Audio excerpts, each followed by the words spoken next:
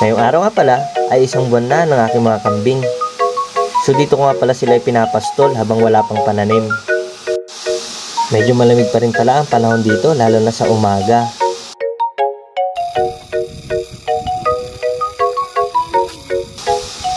So ito nga pala si Diego, ang makisig kong barako.